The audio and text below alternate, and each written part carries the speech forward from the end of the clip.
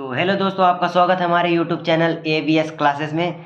तो आज हम बात करने वाले हैं एक न्यू टॉपिक। क्लास 11th चल रहा है इस टाइम पे। हम पूरा एक साइड से केमिस्ट्री कवर करा रहे हैं। क्लास 11th चैप्टर 3 का विद्युत ऋणात्मकता एक न्यू टॉपिक है, तो इसे अब बात कर लेते हैं क्योंकि यह पेपर में हमेशा आता रहता है बहुत इंपॉर्टेंट टॉपिक के रूप में। विद्युत ऋणात्मकता की परिभाषा और इनके प्रभावित करने वाले कारक, और एक क्वेश्चन रहता है आवर्त सारणी से क्या प्रभाव प्रति पड़ता है। तो हमारे चैनल पे नए हैं तो चैनल को सब्सक्राइब कीजिए और बेल आइकन प्रेस कर लीजिए, ताकि आपको मैं हर एक दिन में 4 वीडियो अपलोड करता रहता हूँ इसी टॉपिक पे। 11th केमिस्ट्री में जल्दी से जल्दी 10-15 दिन के अंदर 30 से 40 वीडियो में आपको मैं जल्दी से जल्दी प्रोवाइड करा दूंगा।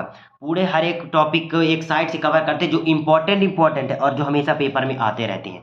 तो आप चैनल पे बने रहिए, दोस्तों को बता दीजिए कि चैनल को सब्सक्राइब कर लें क्योंकि वीडियो आ जाता है जल्दी जल्दी। और आप इसका PDF चाहिए अगर, तो आपको टेलीग्राम चैनल ज्वाइन करना पड़ेगा, मैं इसको डिस्क्रिप्शन पे दे दूंगा। तो आप बने रहिए ABS क्लासेस के साथ और हम आपके साथ लगातार मेहनत करते चल रहे हैं। तो हमें भी सपोर्ट कीजिए, हम आप सपोर्ट कीजिए। तो चलते हैं टॉपिक बात करते हैं कि कक्षा 11वीं का टॉपिक न्यू है विद्युत ऋणात्मकता। क्या परिभाषा होती है? एक सहसंयोजक अणु में किसी परमाणु के साझे के इलेक्ट्रॉन को अपनी ओर आकर्षण करने की क्षमता को उस तत्व की विद्युत ऋणात्मकता कहते हैं। एकदम नॉर्मल सी परिभाषा है। सबसे पहले आप एक फैक्ट तैयार कर लीजिए। मैं आपको एक साइड से ये याद नहीं करना पड़ेगा, मैं एक साइड से आपको अभी देखना, खुद आप परिभाषा बना लेंगे। तो विद्युत ऋणात्मकता क्या कहता है? एक सहसंयोजक अणु। आप एक याद बात रखिएगा कि ऑब्जेक्टिव आ जाता है कि विद्युत ऋणात्मकता कैसे परमाणु में होता है। सहसंयोजक अणु, आयनिक, परमाणविक ऐसे होता है। तो क्या होगा? सहसंयोजक अणु की में विद्युत ऋणात्मकता पाया जाता है। तो देख लीजिए, आपको मैं बता रहा हूं आगे क्या होगा कि विद्युत ऋणात्मकता में आप लीजिए सहसंयोजक एक तत्व ले, जैसे सहसंयोजक, एक सहसंयोजक मान लीजिए CH4 एक सहसंयोजकता किसमें जुड़ा रहता है? इतना तो आप मीथेन जानते हैं। तो जैसे इसका इलेक्ट्रॉनिक विन्यास कैसे, मतलब आकार कैसे कैसे होता है, ये देख लीजिए। ये एक यहाँ H जुड़ा होता है, ये 2 3 4, क्योंकि इसके बाह्यतम कक्षा में 4 इलेक्ट्रॉन होते हैं। हाइड्रोजन के हर एक बाह्यतम कक्षा में एक एक इलेक्ट्रॉन होते हैं, जिसमें ये सहसंयोजकता से जुड़े रहते हैं तत्व। तो क्या कहता है परिभाषा कि इलेक्ट्रॉन विद्युत ऋणात्मकता क्या कहता है कि कोई भी सहसंयोजक परमाणु जब जुड़ा रहेगा तो उसको यहाँ भी एक इलेक्ट्रॉन इसका ये होगा, इसका एक इलेक्ट्रॉन ये होगा, एक इसका इलेक्ट्रॉन ये होगा, एक इलेक्ट्रॉन, 4 इलेक्ट्रॉन कार्बन पे होते हैं। और हर एक हाइड्रोजन पे बाह्यतम कक्षा में एक इलेक्ट्रॉन ये हो गया, एक इलेक्ट्रॉन ये हो गया, एक इलेक्ट्रॉन ये हो गया, एक इलेक्ट्रॉन से ये जुड़ा रहता है ऑलरेडी। तो ये सब जुड़े हैं एक दूसरे से, ये सब जुड़े हैं एक दूसरे से। तो कहता क्या है, सॉरी ये नहीं होगा, तो कहता क्या है ये कि विद्युत ऋणात्मकता की परिभाषा क्या हो जाती है कि जितने भी वो होते हैं सहसंयोजकता, तो ये जो देखो भाई, हाइड्रोजन भी इसको खींचेगा अपनी ओर कि भाई मेरे को दो तो मैं अष्ट 2 करके पूर्ण हो जाऊं, और ये भी खींचेगा चारों साइड से कि मैं पूरा हो जाऊं अष्टक करके। तो ये इलेक्ट्रॉनों को हाइड्रोजन भी खींचता है अपनी ओर बल से, और एक कार्बन भी खींचता है। ये हाइड्रोजन अपनी ओर से खींचेगा, कार्बन भी खींचेगा, हाइड्रोजन भी खींचेगा, कार्बन भी खींचेगा। मतलब कि क्या होता है कि ये एक इलेक्ट्रॉन को, जो साझे इलेक्ट्रॉन होता है, कार्बन भी खींचेगा और हाइड्रोजन भी खींचेगा, दोनों मिल के खींचेंगे। तो यही परिभाषा कहलाता है कि सहसंयोजक परमाणु, सहसंयोजक अणु में कि इलेक्ट्रॉनों को, साझा के इलेक्ट्रॉन, भाई ये जो साझे हैं क्योंकि सहसंयोजकता पे हैं, साझे के इलेक्ट्रॉन को अपनी ओर जो जितना खींचेगा, तो अपनी ओर खींचने की जो क्षमता को जो जितना खींचेगा वही विद्युत ऋणात्मकता कहलाते हैं। परिभाषा दोबारा पढ़ो। एक सहसंयोजक अणु में किसी परमाणु की, कोई भी परमाणु या अणु की साझे के इलेक्ट्रॉन को, जो साझे के इलेक्ट्रॉन होता है, अपनी ओर आकर्षित करने की क्षमता को कौन कितना ज्यादा खींच सकता है, वो उसकी विद्युत ऋणात्मकता है। आपको परिभाषा नहीं रटना पड़ेगा, यह कंफर्म हो गया ना। तो नेक्स्ट बात करते हैं विद्युत ऋणात्मकता को प्रभावित करने वाले कारक कौन कौन से कारक होते हैं, जल्दी से बात कर लेते हैं। परमाणविक आकार। अब आप बताओ कि परमाणविक आकार क्या होता है? कि जिसका जितना ज्यादा परमाणु आकार बड़ा होगा, जिसका जितना ज्यादा परमाणु आकार बड़ा होता है, परमाणु जिसका जितना ज्यादा आकार बड़ा होगा, तो क्या होगा कि आकार बड़ा होगा तो जब सहसंयोजकता अणु बनेगी तो कम प्रभावित होगी, मतलब कि ज्यादा उतना ठोस नहीं रहेगा कि इलेक्ट्रॉन मतलब अपनी ओर खींच सके। तो जिसकी जितनी ज्यादा परमाणु आकार होगी उसकी उतनी कम क्या हो जाती है, विद्युत ऋणात्मकता। मैं आपको चित्र के माध्यम से बता दूंगा। यह याद रखिए कि जिसकी जितनी ज्यादा परमाणु आकार होती है उसकी उतनी कम विद्युत ऋणात्मकता, क्योंकि आकार बड़ा होगा तो सहसंयोजकता बनाएगा लेकिन खींचने की क्षमता कम रहेगी। और प्रभावी नाभिकीय आवेश और जिसका जितना नाभिकीय आकर्षण होगा, अगर नाभिकीय आकर्षण ज़्यादा होगा, जिसकी जितनी ज़्यादा नाभिकीय आकर्षण होगी उसकी उतनी ज़्यादा विद्युत ऋणात्मकता की होगी, क्योंकि नाभिकीय आकर्षण के पास उसके ताकत रहेगा, और जब ज़्यादा ताकत रहेगा तो अपने साझा के इलेक्ट्रॉन को ज़्यादा तेज से खींच सकता है, मतलब कि ज़्यादा बल लगाता है।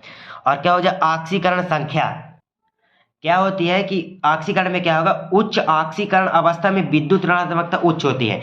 जिसकी जितनी ज़्यादा ऑक्सीकरण अवस्था होगी उसका ज़्यादा उतना पावरफुल होगा खींचने में, इलेक्ट्रॉन खींचने में, और जिसकी जितनी ज़्यादा कम इलेक्ट्रॉन वो होगी ऑक्सीकरण अवस्था, उसका उतना कम होगा विद्युत ऋणात्मकता, क्योंकि खींचने की क्षमता कम हो जाएगी, दूर चला जाएगा। तो अब क्या कहते हैं, आवर्त सारणी की प्रवृत्ति, मतलब आवर्त सारणी में क्या प्रभाव पड़ता है। आपको मैंने सेम टॉपिक अभी पिछले पढ़ाया है। तो क्या हो जाएगा कि बाएं से दाएं चलने पर जितने भी आवर्त में बाएं से दाएं चलेंगे, इसकी चलने पर ये इसके विद्युत ऋणात्मकता को जो मान होगा, बाएं से दाएं चलने पर विद्युत ऋणात्मकता का जो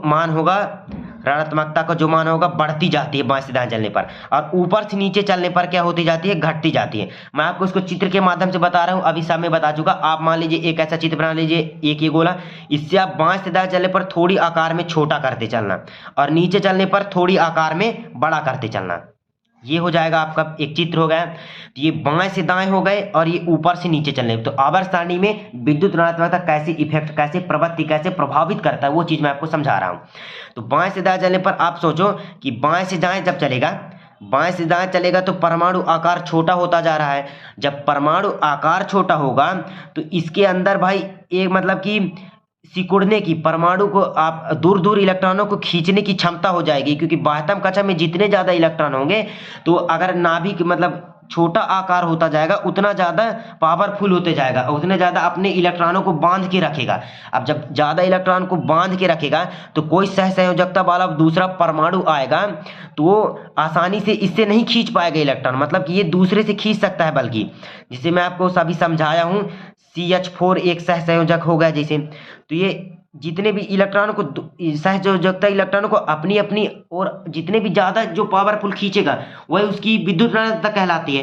तो जितना ज़्यादा कम आकार होगा, तो हाइड्रोजन, जिसे मान लो कि यहाँ परमाणु क्रमांक कार्बन का परमाणु आकार छोटा है, तो हाइड्रोजन उससे नहीं खींच पाएगा, क्योंकि अपने इलेक्ट्रॉन को बांध के रखेगा, बल्कि दूसरों के इलेक्ट्रॉन को खींच सकता है वह। तो बाएं से दाएं चलने पर क्या हो जाएगा, विद्युत ऋणात्मकता का मान बढ़ती जाती है, क्योंकि इससे कोई ज़्यादा जल्दी नहीं खींच पाएगा, तो बढ़ती रहती है। और दाएं से ऊपर से नीचे चलने पर आकार बड़ा होगा। जब आकार बड़ा होगा तो सहसंयोजकता परमाणु जो सहसंयोजकता से जुड़ेगा किसी तत्व से, तो बाह्यतम इलेक्ट्रॉन अगर जितना भी ज़्यादा बड़ा होगा तो इसमें मतलब नाभिक से खींचने की क्षमता इससे कम हो जाएगी, मतलब ये कमजोर रहेगा, नाभिक से ज़्यादा न जुड़ा रहेगा। कोई भी सहसंयोजक परमाणु जुड़ेगा तो इससे आसानी से इलेक्ट्रॉन खींच सकता है। तो ऊपर से नीचे चलने पर इसमें क्या हो जाएगा, ऊपर से नीचे जब चलेगा तो आकार बड़ा होगी, और जब आकार बड़ा होगी तो कोई भी आसानी से सहसंयोजकता का इलेक्ट्रॉन ले सकता है। तो इसमें ऊपर से नीचे चलने पर क्या होगा, इस पे विद्युत ऋणात्मकता का मान घटते जाता है। नीचे चलने पर घटता है क्योंकि आकार बड़ा होगा तो कोई भी मार के ले लेगा, और बाएं से चलने पर आकार छोटा होगा तो मतलब मजबूती होगा, और मजबूती जब होगा तो इससे आसानी से साझे का इलेक्ट्रॉन ही नहीं खींच पाएगा इसे। ये होगा आपका बात होगा विद्युत ऋणात्मक। नेक्स्ट आपको मैं टॉपिक लेके आने वाला हूं संयोजकता पर प्रभावित। तो आप एबीएस क्लासेस चैनल के साथ बने रहिए, हम आपके सपोर्ट पे लगे हैं, क्योंकि हर एक इफेक्ट, हर एक टॉपिक में जल्दी से जल्दी 15 से 20 दिन के अंदर मैं आपको पूरा केमिस्ट्री कवर कराने वाला हूं। तो आप बने रहिए एबीएस क्लासेस के साथ, आप हमें सपोर्ट कीजिए, हम आपको, और टेलीग्राम चैनल ज्वाइन कर लीजिएगा, लिंक डिस्क्रिप्शन में दे दूंगा, और वीडियो को लाइक कीजिए, और जो भी हो सब कीजिए, दबा के फोड़ डालिए। मैं बहुत मेहनत कर रहा हूँ, आप भी मेहनत कीजिए हमारे साथ। तो चलते हैं, एबीएस क्लासेस के साथ जुड़े रहिए। वंदे मातरम।